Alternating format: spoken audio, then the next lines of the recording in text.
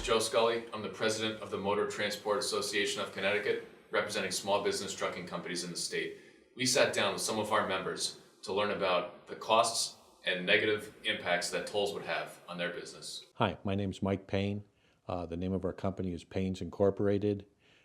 Many people know us more as Paine's Recycling and Rubbish Removal.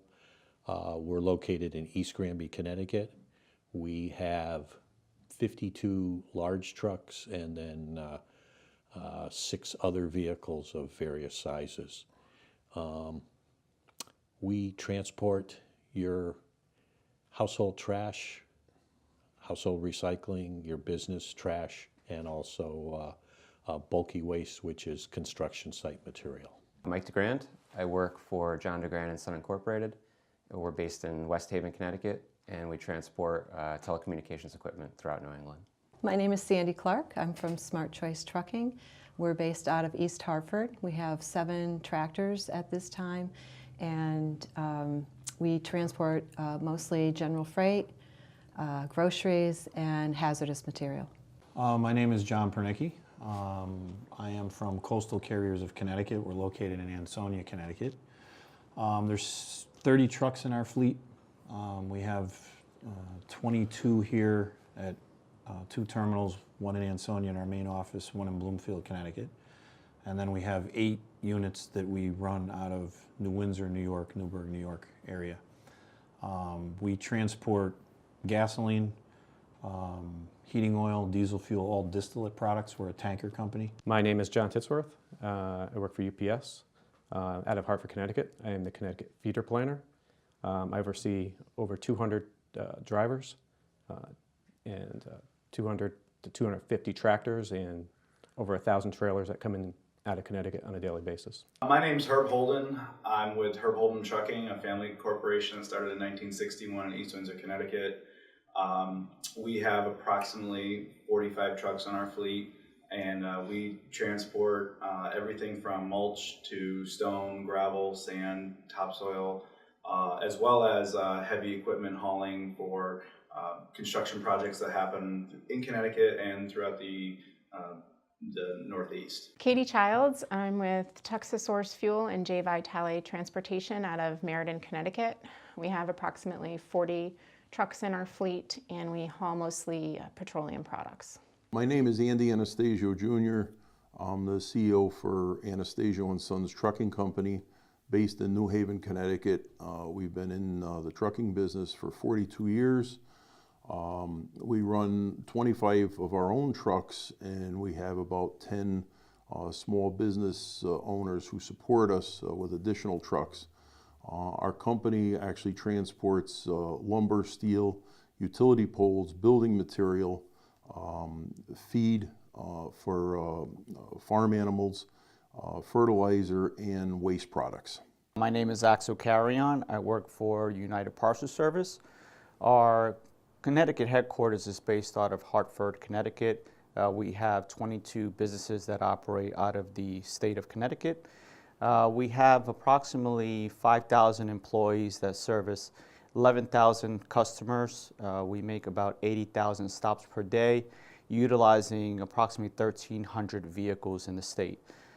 We transport a variety of goods. We handle 6% of the country's GDP and 3% of the world's GDP.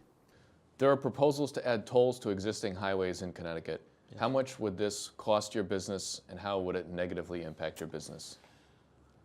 Well, I mean, there's a lot of numbers being thrown around of per mile, and what we currently believe to be the case, it could cost us, based on our mileage, somewhere between $200,000 and $300,000 a year. Now, on our current Connecticut excise tax, I mean, we're paying about $165,000 a year, between $165,000 and $175,000. So you're talking about doubling our tax in that neighborhood. We do just under 1 million miles per year in the state. I don't know how many of those miles are on the state roads that would be tolled or what rate they are. They've kind of given us a range of what that's going to be.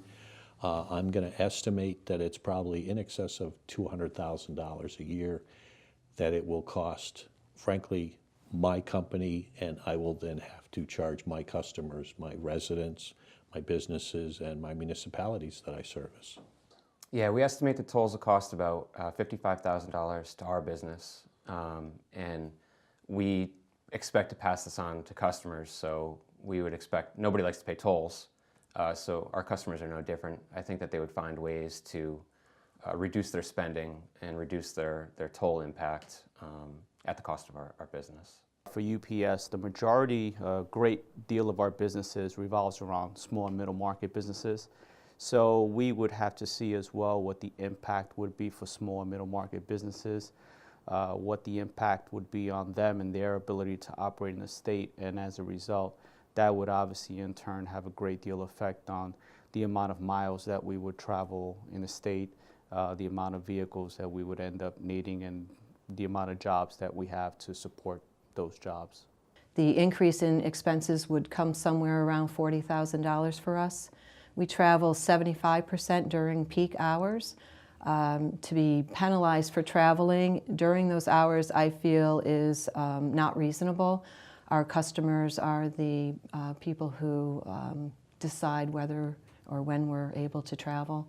And so breaking them out in those two separate categories, I don't feel is appropriate for how we actually run our business. Without any reprieve from any of the other taxes that we're currently paying, this would add over $100,000 a year expense to my company. And that's not a fake number. I went back, I looked at my miles.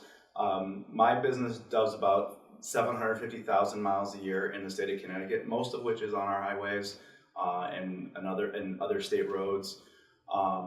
And at that 20 cents-ish a mile rate that they're currently proposing, I mean, this is literally $100,000 added to my business on top of a business that is already paying $90,000 a year in registrations for the state. And we're paying the highest fuel taxes in the region.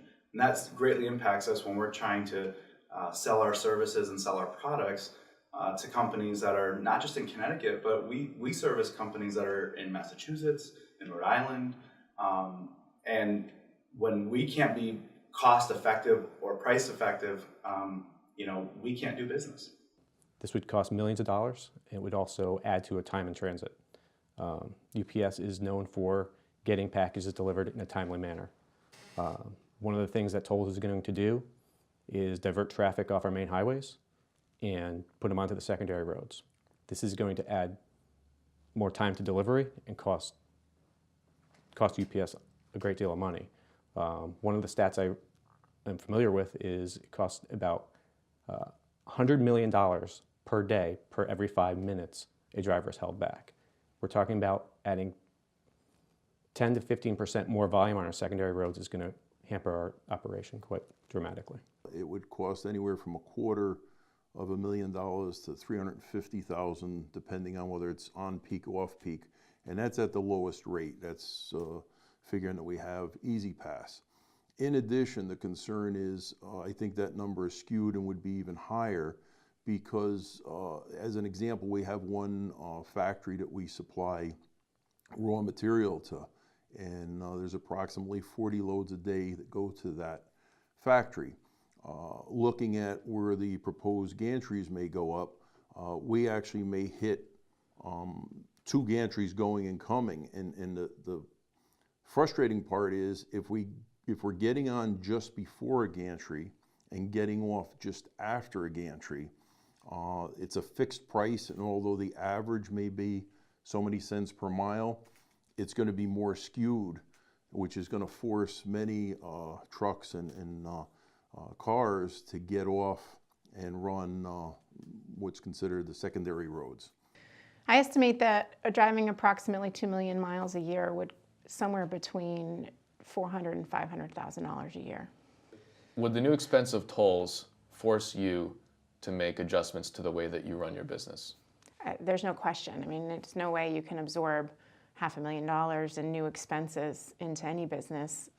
A good portion of our business would be delivering gasoline to gas stations, and the tolls would be a direct pass on to the gas stations, which would then increase the price at the pump. So you have a customer of the state of Connecticut who pays the gas tax, who pays the tolls when they're driving, and now they're going to pay the pass-through of the tolls for when I bring the gas to the gas station. So you take on that and the fact that you have an added administrative expense of figuring out what tolls you were charged and how you're passing them on to each customer. It's a significant impact. Right now, when we go out and service our customers, we fill our truck, and then we have to go to a designated facility, many cases designated by the town or the state, because they have to be state-approved facilities. I don't know if I'm going to fill up at 8 o'clock, 9 o'clock, 7 o'clock, and I really don't have a choice of when I can start my routes. Typically, the towns dictate to us what time we can start and what time we have to finish. So as a result of that, I'm kind of caught between, I don't know if this is going to be the congestion pricing time or not, or as we saw trying to get here today, when they're doing construction on the road or accidents. And what should have taken me 20 minutes took me almost 40 minutes to get here. It will have an impact on every single expense that we do. We employ almost 5,000 people in Connecticut. They come from all different parts of the state. They all have to drive to work each and every day. Some shorter distances, some longer distances. One of the things we keep hearing is that out-of-state drivers are going to be paying for the majority of tolls. Well, 100% of Connecticut drivers who use our roads are going to be paying tolls. That means every person that has to drive on a highway to go to work is going to be paying to go to work. And I think that to me doesn't sound like the majority of people out of state are going to be paying. It sounds like everybody in Connecticut will be paying who uses highways. It's going to affect every area of my business, unfortunately. The first thing I would look at is my customer. It's easy to go and hopefully try to renegotiate tolls into a rate. I do believe that some customers would take on that added cost, but I believe our company will have to absorb some of it. In absorbing some of those costs, I would look at my employees' salary and benefits. As much as we appreciate our drivers and we try to provide to them a salary that gives them a comfortable living, when added pressures like these tolls are presented to us, it makes it harder for us to leave that area out. We most likely will continue to run on a used vehicle as opposed to buying new equipment. We just don't have the margin that allows us to go out and make that kind of purchase. And as far as charitable contributions, I believe in giving back to our community. I strongly believe in supporting those people who have less and are in need. So as much as I would not like to have to touch that area, if I did need to, then yes, I would consider it. We are a cost per ton sold type business.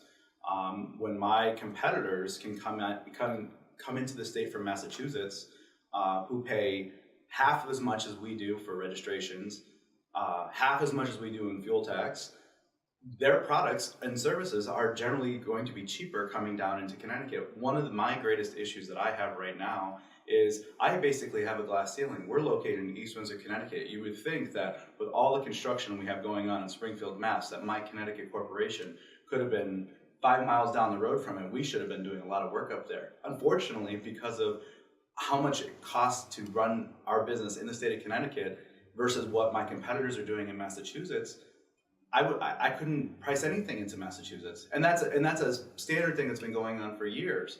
These tolls are just going to make it worse. How does it make you feel to know that most of your fuel tax money and registration fee money is not spent on highways, roads, and bridges, and now there are calls for you to pay higher taxes and tolls? Yeah, so as a small business, we have to account for every dollar that comes in, every dollar that goes out.